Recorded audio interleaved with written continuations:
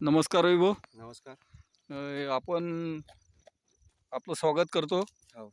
आपण आता सध्या काय काम काढलेलं आहे? मामा मी हे आंब्याचं झाडं लावून राहिलो. रोपं लावून राहिले हो. आंब्याचे. आंब्याचे. बरं, याच्यासाठी आता निंबाचा पाला काय टाकून राहिले तुम्ही? हे जसं काही बिमारी वगैरे नाही आली पाहिजे. कुठे इथं खाली टाकणार आहे? हो, गड्ड्यात गड्ड्यात टाकणार आहो. खाली माझ्याजवळ खत पण आहे. खत पण आहे. हो. हां हां गोबर खत आहे. हां. हे 2 वर्ष मुरलेला खत आहे हे. असं असं हे. हो. बरं. हे मी या गड्ड्यात टाकणार आहो बरं. आणि हे झाड लावणार आहे. याच्यावर हो, गड्डा हा आहे आपला. गड्डा आता किती बाय कितीचा केला साधारण तुम्ही? हा गड्डा केला आपण 2 बाय 2चा. 2 बाय 2चा. यात हो. तुम्ही आता कलम लावणार आहे. हो, कलम लावणार. कलम लावताना तुम्ही याची काय विशेष काळजी घेणार आहे? याची काळजी, याची जो कलम झाली आहे, हं, हं, हं.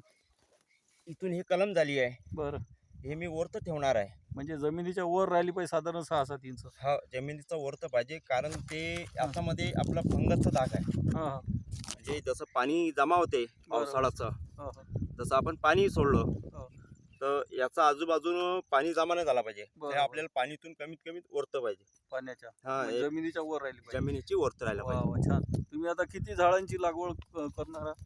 मी 180 झाडाचं लागवड करणार आहे इथं. म्हणजे आंबा, आंबा आणि आपलं हे रक्तचंदन. रक्तचंदन किती आहे तुमचं? आपल्याजवळ 48 झाड आहे. 48.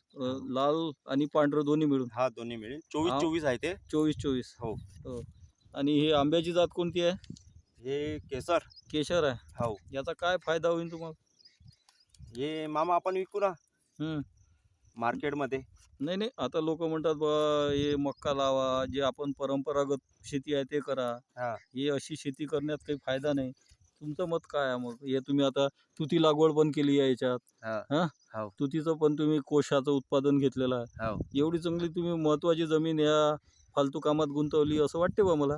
नाही मामा, हे आपण जे करून राहिलो, बरं. हे भविष्यात आपल्याला खूप कामात येणार आहे.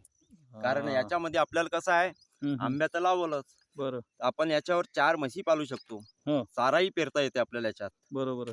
आपलं दूध उत्पादनही होते याच्यामध्ये. अरे वा वा. म्हणून याचा मागे जास्त जोर लावला आपण. आणि यासोबतच आता तुम्हाला या तुम्हाला ऑक्टोबर महिन्यात हो. अश्वगंधाची पण लागवड इथं बेड जर काढले तुम्ही हो. तर करता येईल. वनौषधीची लागवड हो. जुलै महिन्यात, जून महिन्यात पुढच्या सीझनमध्ये तुम्ही याच्यामध्ये वनौषधीच्या अनुषंगानं काळी हळद घेऊ शकता. हो. त्याच्यानंतर बेड काढून त्याच्यावर अद्रकासारखं आंतर जो सावलीत येणारे पिकं आहे हो. ते घेऊ शकता. हो. हा अधिक फायदा शेतकऱ्यांचा आहे. शेतकऱ्यांसाठी तुम्ही काय संदेश द्याल? नाही, मी संदेश हा देणार आहे की हे सगळ्यांनाच करायला पाहिजे. चांगलं काम आहे हे. चांगलं काम आहे. हो. धन्यवाद. दुसरं आपलं निसर्गालाही पण हे झाड, जेवढे झाड राहीन हो. निसर्गाला चांगला राहीन ते. आणि पर्यावरण संरक्षणाच्या दृष्टीनं पण तुम्ही विचार करता. हो. अतिशय मोलाचे विचार आहेत. तुम्ही अतिशय चांगली माहिती आमच्या जिज्ञासू मंडळाला दिली. धन्यवाद.